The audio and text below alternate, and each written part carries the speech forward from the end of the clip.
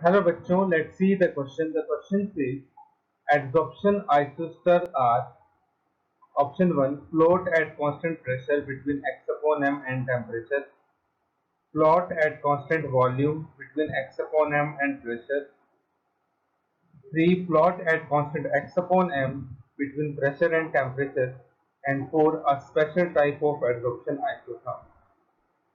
तो हमें बताना है कि adsorption isoters क्या होते हैं. So first of all, we will write down the key concept, and the key concept is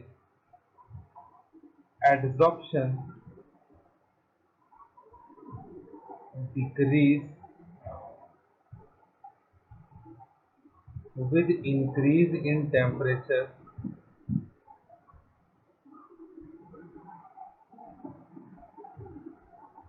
and increase with increase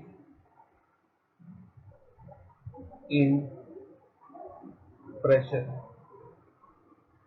जब प्रेशर बढ़ता है गैस पे तो एडसॉर्प्शन इंक्रीज होता है, और जब टेम्परेचर बढ़ता है तो एडसॉर्प्शन डिक्रीज हो जाता है. जैसे सपोज आपके पास कोई भी एडजॉर्बेंट है, तो एडजॉर्बेंट पे आपके पास मॉलिक्यूल जो है वो एडजॉर्बेट आके इसके सरफेस पे बैठा हुआ है. अगर हम यहाँ पे टेम्परेचर को बढ़ाएंगे तो ये मॉलिक्यूल वापस क्या हो जाएंगे, डिसॉर्प्शन करने लग जाएंगे. तो ये सरफेस को छोड़ के चले जाएंगे, तो एडजॉर्प्शन जो है वो डिक्रीज हो जाएगा. जबकि प्रेशर लगाने पर एडजॉर्प्शन बढ़ता है क्योंकि मॉलिक्यूल सरफेस पे आके बैठते हैं. अब हमारे पास डिफरेंट डिफरेंट टाइप के एडसॉर्प्शन के ग्राफ बनते हैं. The different adsorption graph are given. तो कुछ ग्राफ हमारे पास इस तरह से रहते हैं. अगर हमारे पास जो ग्राफ है उसमें हमने एक्स एक्सिस पे प्रेशर लिया है और वाई एक्सिस पे हमने लिया है एक्स अपॉन एम.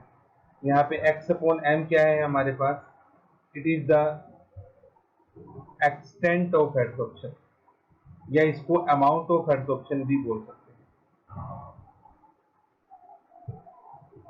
अगर यहाँ पे हमने टेम्परेचर को कांस्टेंट रखा है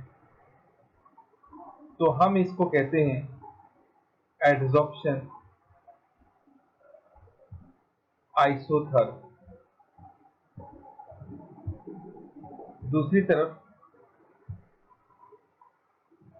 अगर आपने टेम्परेचर लिया है और साथ में एक्स अपॉन एम ले रखा है और यहाँ पे आपने प्रेशर कांस्टेंट किया है, तो इस ग्राफ को हम बोलेंगे एडसॉर्प्शन आइसोबार.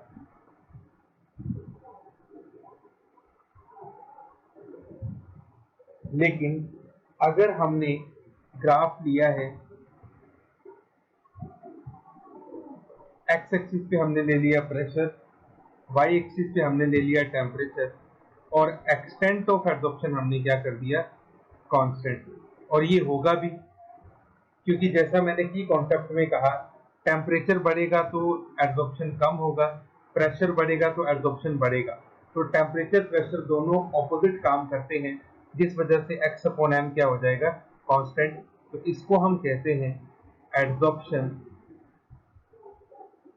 आइसोस्टर. तो जब प्रेशर वर्सेस टेम्परेचर का ग्राफ लिया जाता है at constant x upon m, उसको हम एडसॉर्प्शन आइसोथर्म बोलते हैं, एडसॉर्प्शन आइसोस्टर बोलते हैं. तो यहाँ पे आपके पास ऑप्शन 1 तो रॉन्ग है, ऑप्शन 2 भी रॉन्ग है, ऑप्शन 4 भी रॉन्ग है, ऑप्शन 3 हमारे पास करेक्ट है. So our final answer is option number 3. Plot at constant x upon m between pressure and temperature. Hope you understood it well. Best of luck.